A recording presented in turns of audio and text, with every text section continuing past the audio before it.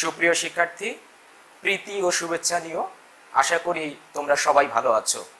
এনডিসিএম online ক্লাসে তোমাদের সবাইকে স্বাগতম। আজকে আমরা সরল সন্ধিত গতির শক্তি নিয়ে কথা বলবো। অর্থাৎ আমরা আজকে কথা বলতে যাচ্ছি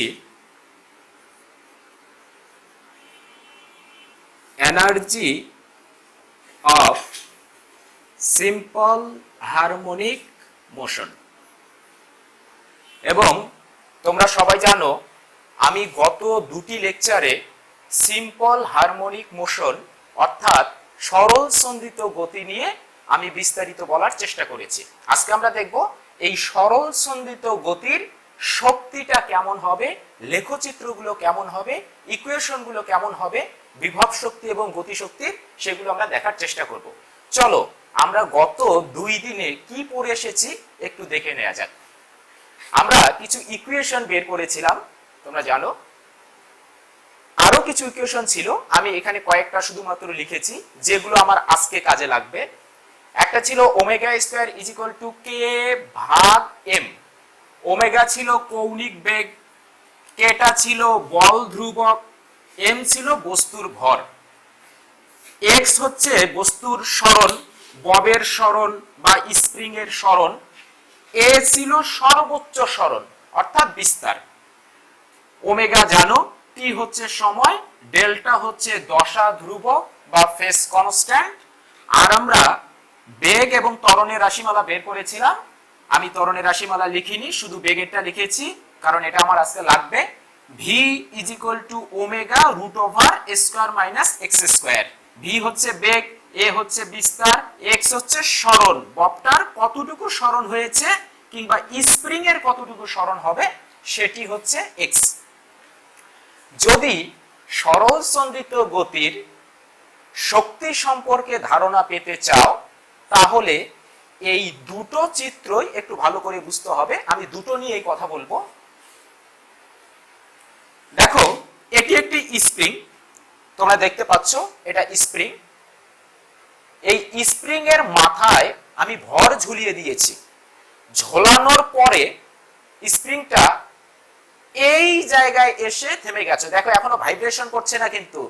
তাহলে এইটা হচ্ছে স্প্রিং এর সাম্যাবস্থা। তোমরা দেখতেই পাচ্ছ এটি হচ্ছে স্প্রিং এর সাম্যাবস্থা, অর্থাৎ ভর ঝোলানোর পরে স্প্রিংটা যে জায়গায় নেমে আসে সেটি তার সাম্যাবস্থা, দ্যাট মিন্স ইকুইলিব্রিয়াম পজিশন। এবারে এই স্প্রিংটিকে টেনে আমরা একটু নিচে টেনে নিয়ে আসবো। যতটুকু টেনে নিয়ে আসা হলো এটি হলো স্প্রিং এর সরণ বা স্প্রিং এর প্রসারণ, যেটা আমি চিত্রে দেখিয়েছি। তোমরা দেখতেই পাচ্ছ স্প্রিংটাকে এইখান থেকে এইখানে টেনে নিয়ে আসা হয়েছে। তার মানে এইটুকু স্প্রিং এর প্রসারণ বা স্প্রিং এর সরণ।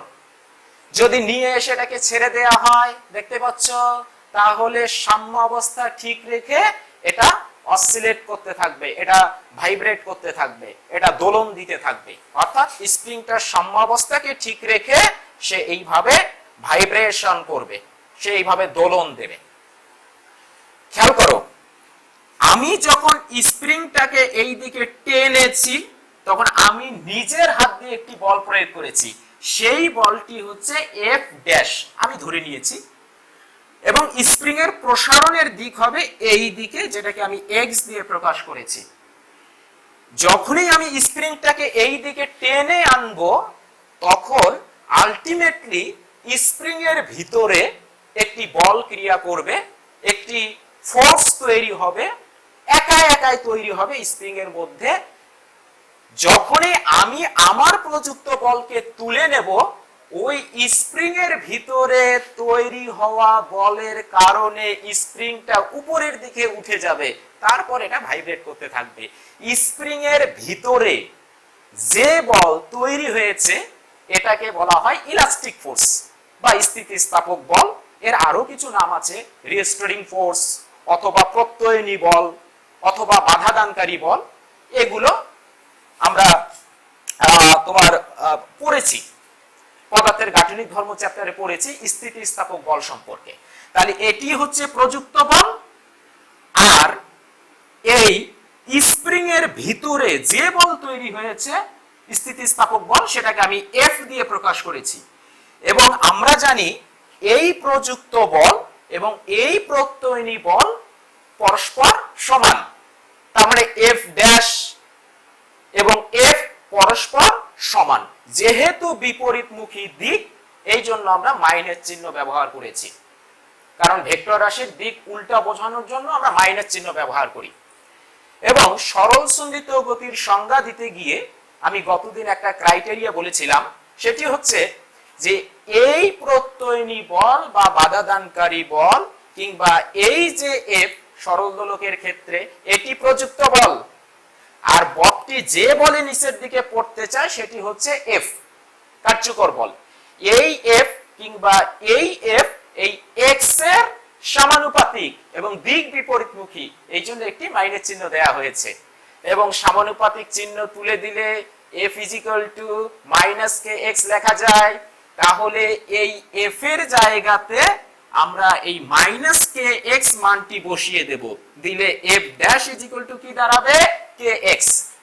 তাহলে এফ ড্যাশের আমরা একটা মান পেয়েছি, কত হবে সেটি, কে এক্স। ভালো, এবারে আমরা এই সরল সন্ধিত গতির শক্তি দেখব। সরল সন্ধিত গতির আমরা দুই ধরনের শক্তি নিয়ে আলোচনা করব। একটা হচ্ছে পটেনশিয়াল এনার্জি মানে বিভব শক্তি বা স্থিতি শক্তি, আর দুই নাম্বার হচ্ছে কাইনেটিক এনার্জি মানে গতি শক্তি। এই দুটো শক্তি সম্পর্কে আমরা আজকে আলোচনা করব। প্রথমেই আমরা পটেনশিয়াল এনার্জি নিয়ে কথা বলবো।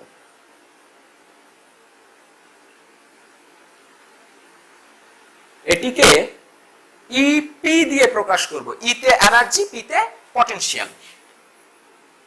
শুরুতে আমরা জানার চেষ্টা করব পটেনশিয়াল এনার্জি কাকে বলে বা বিভব শক্তি কাকে বলে। তোমরা 9 10 ও পড়েছো, তোমাদের মধ্যে ধারণাটা আছে, তারপর আমি একটু রিপিট করব।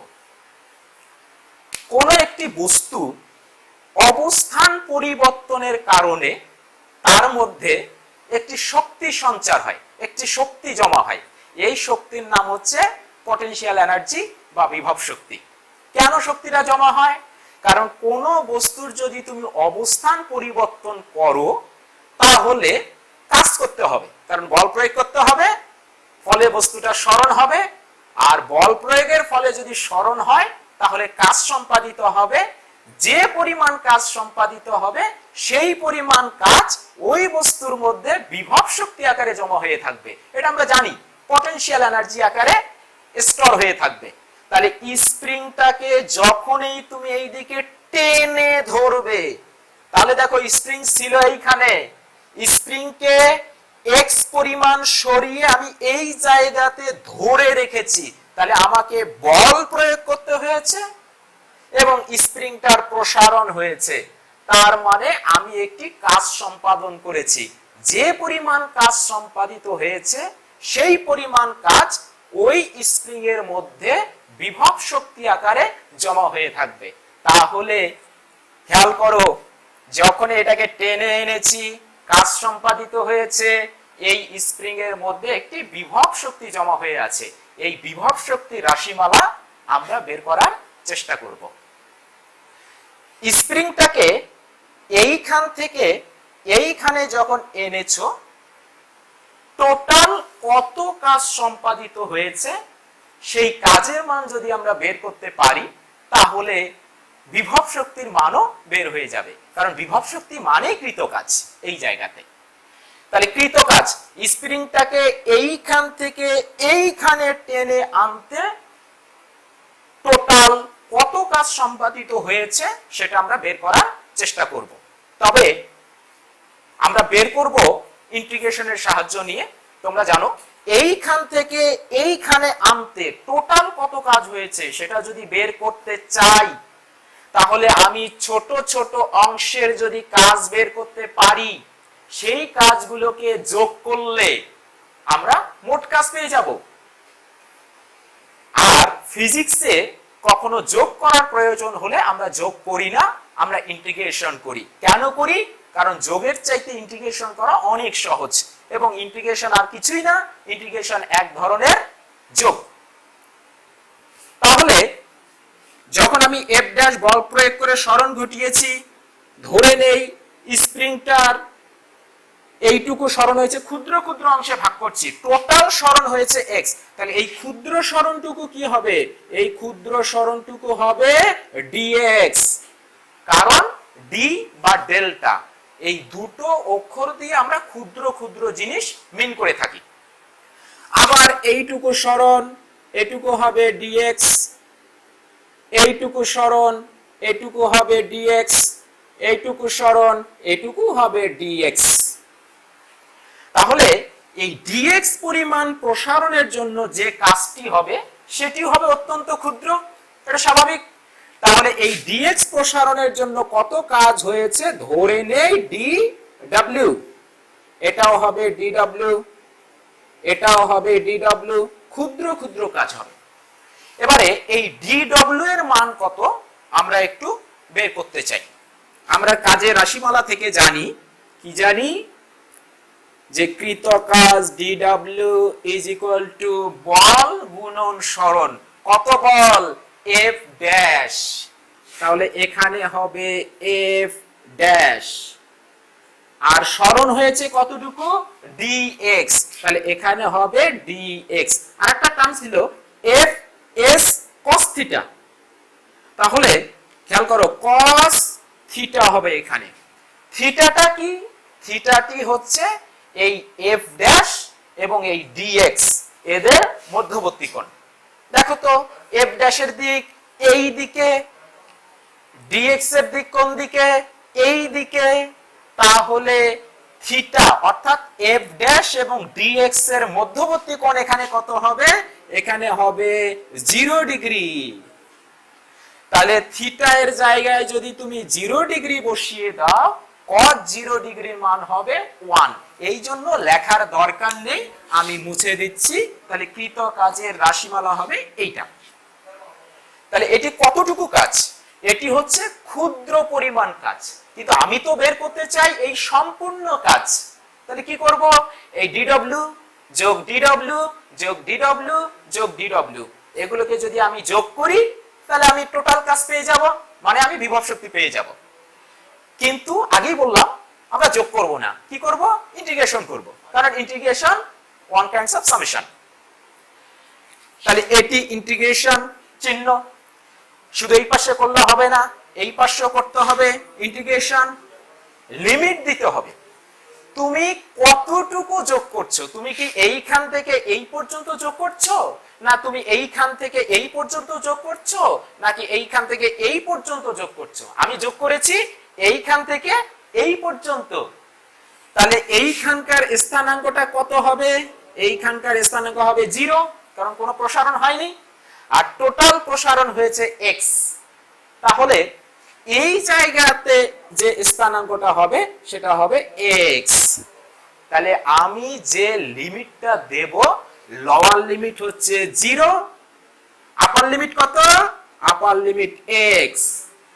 যখন সরণ 0, কোনো সরণ হয়নি, তখন কাজ কত? কাজও 0। তাহলে যখন সরণ 0 তখন কাজের পরিমাণও 0। আর যখন সরণ x, সেই কাজটাই বের করতে চাচ্ছি, সেই টোটাল কাজটাকে আমি ধরে নেই w পরিমাণ কাজ হয়েছে, তাহলে আপার লিমিট হবে w। আশা করি বুঝেছো। এবারে জাস্ট আমরা ক্যালকুলেশন করব, করলেই বের হয়ে যাবে। কিভাবে? দেখো, এটা থাকলো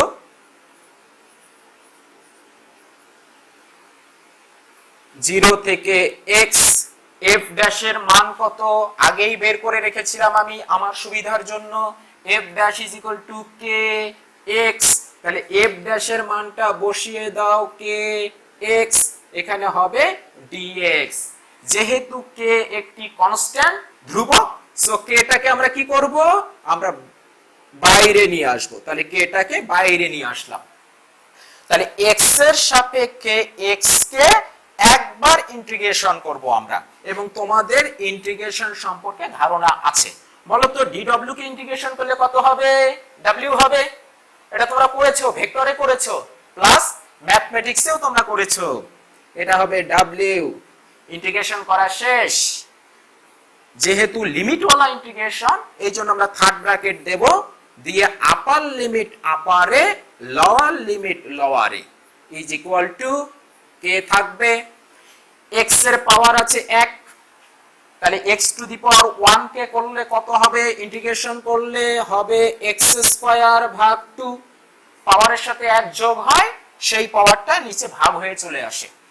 ইন্টিগ্রেশন করা শেষ, আপার লিমিট আপারে লোয়ার লিমিট লোয়ারে।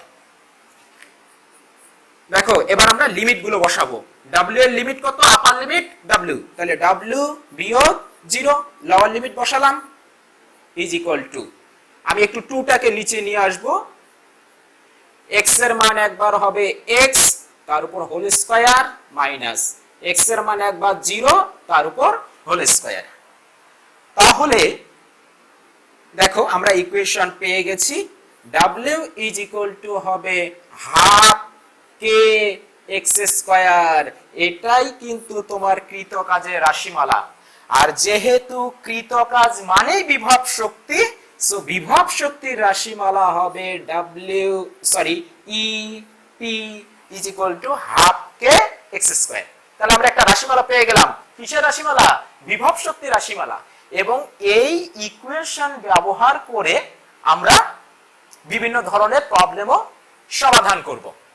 তাহলে আমি একটু এইদিকে লিখে রাখি, কি পেলাম, EP is equal to half K X square. বুঝতেই পারছো, কেটা হচ্ছে ধ্রুবক, বল ধ্রুবক বা স্প্রিং ধ্রুবক, আর এক্সটা হচ্ছে প্রসারণ। কিসের প্রসারণ, স্প্রিং এর প্রসারণ, অথবা সরল দোলকের ক্ষেত্রে ববের সরণ, বব কতটুকু সরে গেছে সাম্যাবস্থা থেকে।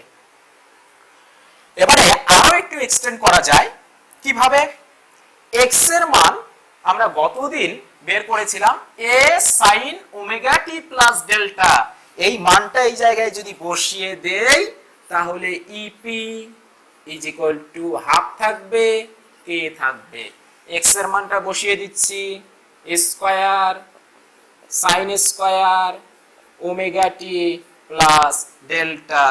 যে ইকুয়েশনটি পেলাম এটিও বিভব শক্তির রাশিমালা। তোমরা সবগুলো টার্ম সম্পর্কে তোমাদের ধারণা আছে, এটি বিভব শক্তি রাশিমালা, এটিও আমি লিখে রাখবো। 5 নম্বর ইকুয়েশন যেটা পেলাম, হাফ কে স্কয়ার সাইন স্কয়ার ওমেগা টি প্লাস ডেল্টা। এই বিভব শক্তি রাশিমালাটা থেকে আমরা একটা জিনিস অবজার্ভ করতে পারি, দেখো তো কে কিন্তু কনস্ট্যান্ট, এ এটার মান যদি বেশি হয় তাহলে বিভব শক্তির মানও বেশি হবে। ভালো, দেখো সাইনের মান যদি সর্বোচ্চ হয় তাহলে কিন্তু বিভব শক্তির মানটাও সর্বোচ্চ হবে। এবং আমরা জানি সাইনের সর্বোচ্চ মান কত, সাইনের সর্বোচ্চ মান 1, তাহলে সাইনের সর্বোচ্চ মান যদি 1 হয় তাহলে সর্বোচ্চ বিভব শক্তির মান কত হতে পারে, সর্বোচ্চ বিভব শক্তি EP max is equal to হবে হাফ কে স্কয়ার। তাহলে আমি এটিও লিখে রাখবো, 6 নম্বর ইকুয়েশন, বিভব শক্তির সর্বোচ্চ মান হবে হাফ কে স্কয়ার। আশা করি বুঝেছো। তোমরা ইকুয়েশন গুলো খুব ভালো করে মনে রাখার চেষ্টা করবে।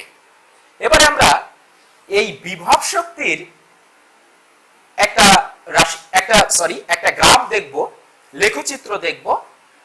প্রথমে যে লেখচিত্রটা আমরা দেখব সেটা হচ্ছে সময়ের সাথে বিভব শক্তি কিভাবে পরিবর্তন হয়। আমি শুরুতে একটু চিত্রে দেখানোর চেষ্টা করি, তারপরে আমি গ্রাফে দেখাবো। তোমরা খেয়াল করো, যখনই তুমি ববটিকে এইখানে টেনে নিয়ে আসবে, যখনই তুমি কোন সরল দোলকের একটি ববকে এইখানে টেনে নিয়ে আসবে, দেখো কাজ করতে হয়েছে ওই পরিমাণ কাজ আমার বিভব শক্তি আকারে জমা হয়ে থাকবে। তার মানে এই বিন্দুতে বিভব শক্তির মান কত, সর্বোচ্চ। যদি বলি গতি শক্তি কত, যেহেতু বেগ নেই এই জায়গাতে সর্বোচ্চ বিস্তারে, সরণের জায়গাতে বেগের মান 0, বেগের মান 0 হলে গতি শক্তি হবে 0, তাহলে সমস্ত শক্তি এখানে বিভব শক্তি। আবার এই জায়গাতে যদি তুমি আসো, এই জায়গাতে দেখো বেগ সর্বোচ্চ, তাহলে এই জায়গাতে গতিশক্তি সর্বোচ্চ, বিভব শক্তি শূন্য। সেম এই জায়গাতেও বিভব শক্তির মান সর্বোচ্চ, গতিশক্তির মান শূন্য। তাহলে কি হচ্ছে, যখনই বলটি নিচের দিকে পড়বে বিভব শক্তি বেড়ে বেড়ে, বিভব শক্তি কমে কমে কমে কমে সর্বনিম্ন, আবার বিভব শক্তি বেড়ে বেড়ে সর্বোচ্চ। আবার যখন নিচের দিকে পড়বে তখন কি হবে, বিভব শক্তিটি গতিশক্তিতে রূপান্তরিত হবে। অর্থাৎ বিভব শক্তি কমবে কমবে, গতিশক্তি বাড়বে বাড়বে, গতিশক্তি সর্বোচ্চ, বিভব শক্তি শূন্য, আবার গতিশক্তি কমে কমে কমে কমে জিরো, বিভব শক্তি সর্বোচ্চ। এটা আমরা কমন সেন্স দিয়ে বলতে পারি, কিন্তু আমরা একটু গ্রাফিক্যালি দেখতে চাই ব্যাপারটা কি রকম। দেখানোর আগে তোমাদেরকে একটু বলি, তোমাদের নিশ্চয়ই পর্যায়কাল বা দোলনকাল সম্পর্কে ধারণা আছে। পর্যায়কাল বা দোলনকাল কাকে বলে? একটি পূর্ণ কম্পন সম্পন্ন করতে কোনো বস্তু কণার যে সময় লাগে এই সময়টাকে দোলনকাল বা আমরা পর্যায়কাল বলি। একটি পূর্ণ কম্পন সম্পন্ন করতে যে সময় নেবে সেটি। তাহলে তুমি দোলনকাল বা একটি পূর্ণ দোলন তোমার ইচ্ছা মতো হিসাব করতে পারো যে কোনো অবস্থান থেকে। যেমন আমি উদাহরণ দিচ্ছি তোমাদেরকে, তুমি এখান থেকে হিসাব করতে পারো, দেখো বলটি আসলো আবার এই জায়গায় ফিরে গেল। একটি পূর্ণ দোলন বা একটি পূর্ণ স্পন্দন যে সময় লাগবে সেটি দোলনকাল। অথবা এখান থেকে যে সময় নিল একটি দোলনকাল, অথবা সাম্যাবস্থা থেকেও হিসাব করতে পারো। দেখো যাবে আসবে যাবে আসবে, যে সময় নিল সেটি একটি দোলনের সময়কাল অর্থাৎ দোলনকাল। ঠিক স্প্রিং এর ক্ষেত্রে তুমি যে কোথাও থেকে হিসাব করতে পারো, এখান থেকে হিসাব করতে পারো একটি দোলনকাল, তুমি সাম্যাবস্থা থেকে হিসাব করতে পারো একটি দোলনকাল। তাহলে আমি আমার সুবিধার জন্য আমি সাম্যাবস্থা থেকে হিসাব করতে চাই, আমার বোঝাতে সুবিধা হবে। তাহলে খেয়াল করো, আমি যদি সাম্যাবস্থা থেকে হিসাব করি তাহলে শুরুতে যে সময়টা সেই সময়টা জিরো, এখনো স্পন্দন দেওয়া শুরু করেনি, তাহলে শূন্য সময়। গেল আসলো আবার ফিরে আসলো, যে সময় নিল এটি হচ্ছে একটি পূর্ণ দোলনকাল টি। আমরা টি দিয়ে প্রকাশ করে থাকি। তাহলে বলতো এই সাম্যাবস্থা থেকে শুধু এইখানে আসতে কত সময় লাগবে? টি এর 4/1 তাহলে এইখান থেকে এইখানে আসতে সময় লাগবে t/4। ওকে, এই সময়টা কত লাগবে? গেল আসলো, তাহলে t/4 যোগ t/4 কত হবে? হবে হচ্ছে t/2, অর্থাৎ একটি পূর্ণ দোলনের অর্ধেক। বলতো এই সময়টা কত লাগবে? গেল আসলো গেল, এই সময়টা কত বলতে পারবে? এটা হবে 3t/4, অর্থাৎ t/4 যোগ t/4 যোগ t/4, এই সময়টা হবে 3t/4। আর t/4 যোগ t/4 যোগ t/4 যোগ t/4 যে সময় লাগবে সেটি হবে t। চারটা t/4 কে যোগ করলে আমরা t পাবো। এবার আমরা গ্রাফে আসি।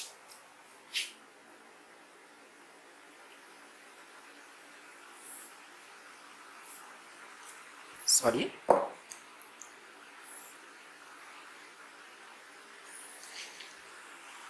আমরা এই দিকে বসাবো সময়। কেন সময় বসাবো এই দিকে আমরা? কারণ সময় হচ্ছে স্বাধীন রাশি। দেখো সময়ের সাথে সাথে কিন্তু বিভব শক্তি চেঞ্জ হচ্ছে, সো এই জন্য সময়কে এক্স অক্ষের দিকে বসাতে হবে। আর বিভব শক্তি বসাবো কোন দিকে? আমরা ওয়াই অক্ষের দিকে বসাবো পটেনশিয়াল এনার্জি। খেয়াল করি আমরা, দেখো এই প্রথমে এইখানে সময় কত ছিল? 0। তারপরে t/4, আমি একটু ভাগ করে নিচ্ছি, এই সময়টা t/4 স্কেলিং করে নিচ্ছি। এই সময়টা কত হবে? t/2। এই সময়টা কত হবে? 3t/4। একটি পূর্ণ দোলনকাল সেটা হবে t। এবারে দেখো শুরুতেই সময় যখন 0 সাম্যাবস্থায়, তখন বিভব শক্তির মান কত? একটু আগেই বললাম বিভব শক্তির মান হবে 0। তাহলে এই জায়গায় একটি স্থানাঙ্ক পাবো। দেখো এই দিকে যখনই যাবে বিভব শক্তি বাড়বে বাড়বে বাড়বে বাড়বে বেড়ে বেড়ে সর্বোচ্চ। তাহলে এই জায়গাতে বিভব শক্তির মান কত আছে? 0 চাইতে বেশি।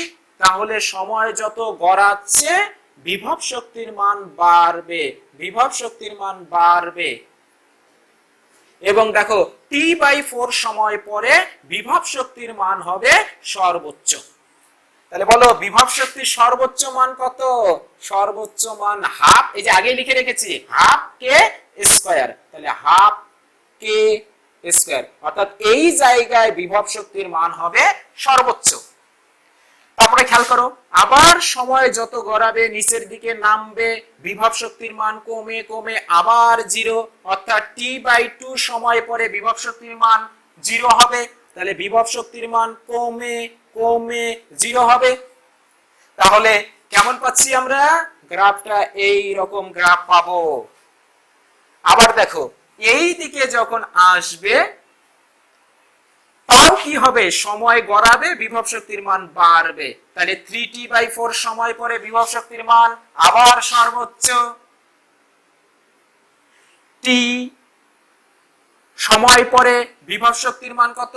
আবার 0। আমি আর মাঝখানের স্থানাঙ্কগুলো দেখাচ্ছি না, আবার আমরা পাবো এই রকম। সময় কিন্তু নেগেটিভ হবে, সরি এনার্জি কিন্তু নেগেটিভ হবে না, নিচের দিকে যাবে না। সরণ যদি হতো তাহলে ব্যাপার ছিল।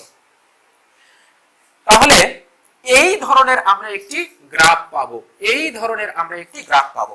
এটি বিভব শক্তির লেখচিত্র। কার সাথে? সময়ের সাথে।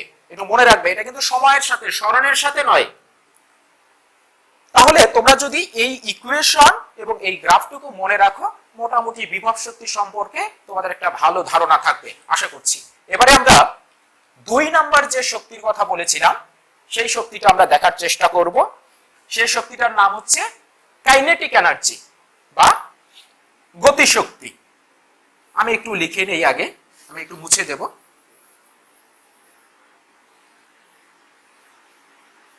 এই জায়গায় শুধু হবে কাইনেটিক এনার্জি, গতিশক্তি।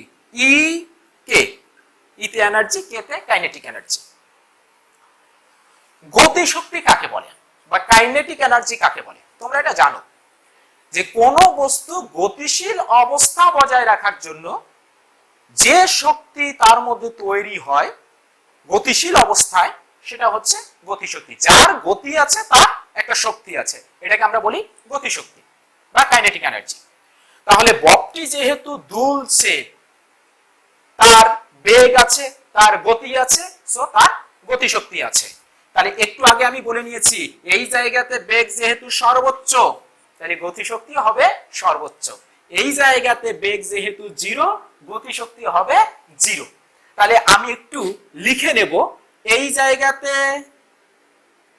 বিভব শক্তির মান কত? সর্বোচ্চ কত? হাফ কে স্কয়ার। সরি, এই জায়গাতে বিভব শক্তি কত হবে? হাফ কে স্কয়ার। এই জায়গাতে গতিশক্তি কত হবে? গতিশক্তির মান হবে 0। তাহলে বলো তো এই জায়গায় কি হবে? এই জায়গাতে সাম্যাবস্থায় বিভব শক্তির মান হবে 0 আর গতিশক্তির মান কত হবে? এখানে কিন্তু গতিশক্তি হবে ম্যাক্সিমাম। ম্যাক্সিমাম কত আমি জানি না, একটু পরেই বের করব। আর এই জায়গায় কি হবে? সেম ঘটনা হবে। কত হবে? বিভব শক্তির মান হবে হাফ কে স্কয়ার, গতিশক্তির মান হবে 0। এখন গতিশক্তির রাশিমালা আমরা বের করতে চাই। ধরে নাও বলটা এই জায়গাতে আছে, দুলছে, যখন এইখানে এসেছে তখন তার বেগ হচ্ছে ভি। ধরে নেই ভি। তাহলে বলো তো এই জায়গায় গতিশক্তির রাশিমালা কত হবে? নিশ্চয়ই জানো, হাফ এম ভি স্কয়ার হবে। তাহলে গতিশক্তি ই কে ইজ ইকুয়াল টু হবে হাফ এম ভি স্কয়ার। ভিটা কি? বেগ। এমটা কি? ভর। কত ভর ঝুলিয়েছি, সেই গতিশক্তি হাফ এম ভি স্কয়ার। আমরা জানি যদি বেগ পেতে চাই সরণ থেকে, তাহলে সময়ের সাথে সরণকে একবার ডিফারেন্সিয়েশন করতে হবে। এটা আমি গতদিনও বলেছিলাম এবং লিখে দেখিয়েছিলাম। দেখো, সময়ের সাথে সরণকে যদি আমি একবার ডিফারেন্সিয়েশন করি তাহলে বেগ পাবো, অর্থাৎ v d dt x, x লেখা যায় a sin omega t plus delta। যদি সময়ের সাপেক্ষে একবার ডিফারেন্সিয়েশন করি a কনস্ট্যান্ট বাইরে চলে আসবে, sin কে একবার ডিফারেন্সিয়েশন করলে হবে cos থিটা। যেহেতু এটি শুধু t এর টার্ম নয়, এটিকে আবার নতুন করে একবার ডিফারেন্সিয়েশন করতে হবে, করলে ওমেগা টি কে করলে হবে শুধু ওমেগা, কারণ টি কে করলে হবে 1 আর ডেল্টা কে করলে হবে 0। আমি 0 দিচ্ছি না, ওমেগাটাকে সামনে লিখে নেব, তাহলে ভি এর মান এটি পাবো। তাহলে এই জায়গাতে যদি ভি এর মানটা বসিয়ে দেই, তাহলে গতিশক্তি ইজ ইকুয়াল টু হবে half M omega square A square cos square omega T plus delta. এবার খেয়াল করো, এই জায়গাতে দেখো omega square is equal to যদি কে বাই এম হয়, তাহলে M omega square is equal to হবে কে, তার মানে M omega square is equal to হবে কে। সো ফাইনালি আমরা একটা ইকুয়েশন পাবো, E K is equal to হবে হাফ কে স্কয়ার কজ স্কয়ার ওমেগা টি প্লাস ডেল্টা। গতি শক্তির রাশিমালা পেয়ে গেছি আমরা, লিখে রাখবো, এটি 7 নম্বর ইকুয়েশন। গতি শক্তি E K is equal to half K square cos square omega T plus delta. এইখান থেকে আমরা আরো একটি রাশিমালা বের করতে পারি, সেটা কিভাবে খেয়াল করো। এই ইকুয়েশনটা থেকে বের করতে পারি, এই প্রথম ইকুয়েশনটা থেকে E K is equal to half থাকলো এম থাকলো। দেখো ভি এর রাশিমালা গতদিন আমি বের করেছিলাম omega root over square minus X square. যদি এক্স ভি এর মানটি যদি আমরা বসিয়ে দেই এই জায়গাতে, তাহলে কেমন হবে, হাফ এম ওমেগা স্কয়ার হবে স্কয়ার মাইনাস এক্স স্কয়ার। এটিও কিন্তু গতিশক্তির একটি রাশিমালা। খেয়াল করো, half M omega square square minus X square, তাহলে গতিশক্তির রাশিমালা আরো একটি পেলাম। এই ইকুয়েশন গুলো প্রবলেম সলভ করার জন্য তোমাদের কাজে লাগবে। তাহলে half M omega square square minus X square. এবারে দেখো তো, এই ইকুয়েশনটাকে থেকে একটু দেখো, যদি কজের মান সর্বোচ্চ হয় তাহলে গতিশক্তির মানও সর্বোচ্চ হবে, আর কজের সর্বোচ্চ মান কত 1, তাহলে গতিশক্তির সর্বোচ্চ মান কত হবে, ই কে ম্যাক্স ম্যাক্সিমাম মান হবে হাফ কে স্কয়ার। তাহলে গতিশক্তির সর্বোচ্চ মানও হবে E k max is equal to হবে হাফ কে স্কয়ার। সো এই রাশিমালাগুলো তোমরা একটু মনে রাখবে। এবারে গতিশক্তিরও আমরা একটি গ্রাফ দেখাতে চাই, আমি এই বিভব শক্তির জায়গাতেই দেখাবো। দেখো এই দিকে এবার আমরা দেখাবো গতিশক্তি, সময়ের সাথে সাথে আমরা দেখাবো। যদি কেউ বিভব শক্তির গ্রাফটা বুঝে থাকো, তাহলে তোমরা গতিশক্তির গ্রাফটাও খুব সহজেই বুঝতে পারবে। দেখো সাম্যাবস্থায় সময় যখন 0, তখন গতিশক্তি কত, আগেই বলেছি। দেখো গতিশক্তি ম্যাক্সিমাম, সেই ম্যাক্সিমাম মানটা কত, হাফ কে স্কয়ার। এই যে হাফ কে স্কয়ার, তাহলে এইখানে একটা স্থানাঙ্ক পাবো। এই দিকে যত যাবে, সময় যত গড়াবে, তত গতিশক্তির মান কমে কমে কমে t/4 সময় পরে গতিশক্তি 0। তাহলে গতিশক্তি কমে কমে কমে t/4 সময় পরে 0 হবে। আবার যখন নিচের দিকে পড়বে ববটি, তখন সময়ের সাথে সাথে গতিশক্তি বেড়ে বেড়ে বেড়ে বেড়ে সর্বোচ্চ কত সময় পরে, t/2 সময় পরে, অর্থাৎ গতিশক্তি বেড়ে বেড়ে সর্বোচ্চ হবে t/2 সময় পরে। আবার গতিশক্তি কমে কমে 0, গতিশক্তি কমে কমে কমে 0, আবার গতিশক্তি বেড়ে বেড়ে t সময় পরে সর্বোচ্চ, আবার বেড়ে বেড়ে t সময় পরে সর্বোচ্চ। তাহলে দেখো গ্রাফটা কিভাবে পাচ্ছি,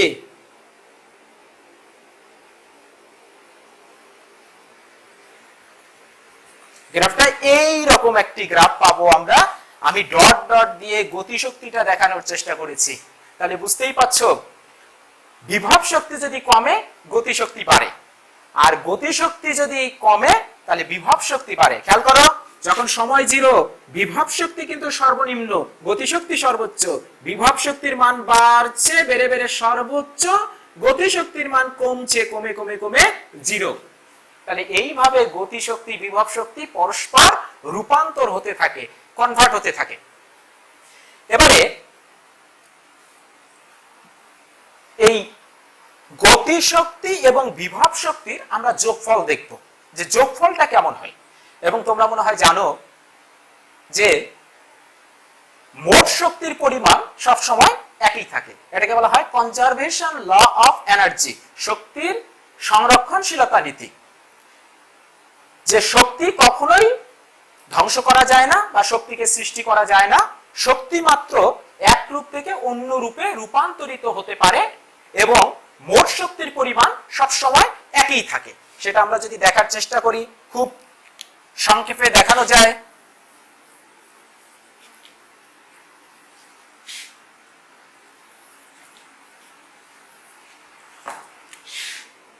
আমি এই দিকে বিভব শক্তি দেখাচ্ছি, এই দিকে গতি শক্তি দেখাচ্ছি। খেয়াল করো, বিভব শক্তি রাশিমালাটা কি রকম ছিল, EP is equal to half k square sin square omega t। আচ্ছা, আমি এই দশা ধ্রুবক ডেল্টাটাকে 0 ধরে নেব, দুই জায়গাতে 0 ধরে নিয়ে আমি হিসাবটা দেখাবো। তাহলে শুধু ওমেগা টি থাকলো, ওকে। আর গতিশক্তি EK is equal to half k square cos square omega t। আমরা সব জায়গাতে প্রমাণ করব মোট শক্তির পরিমাণ একই, অর্থাৎ এখানেও মোট শক্তি একই, মোট শক্তি একই, মোট শক্তি একই, মোট শক্তি একই।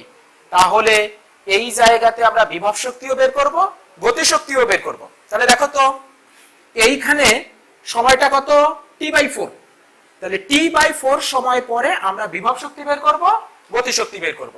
তাহলে এই t এর জায়গায় কত বসাবো, খেয়াল করো, এই t এর জায়গায় বসবো। আচ্ছা, আমি একটু পরে লিখি, EP is equal to half k square sin square। বলো তো ওমেগা মানে কি, 2 পাই ভাগ t। আর এই t মানে কি, t মানে হচ্ছে এই যে এইখানে আমি বিবেচনা করেছি, তাহলে t ভাগ 4। দেখো t যদি কেটে দাও, যদি কেটে দাও π/2 থাকবে, sin π/2 এর মান কত, sin π/2 এর মান কত, এই জায়গাতে 1। তাহলে 1 যদি হয় তাহলে বিভব শক্তির মান কত হবে, হাফ কে স্কয়ার, সর্বোচ্চ বিভব শক্তি। দেখো বিভব শক্তির মান কিন্তু ছিল সর্বোচ্চ হাফ কে স্কয়ার। আর গতি শক্তি কত হবে এই বিস্তারের জায়গাতে, সেটা আমরা দেখব।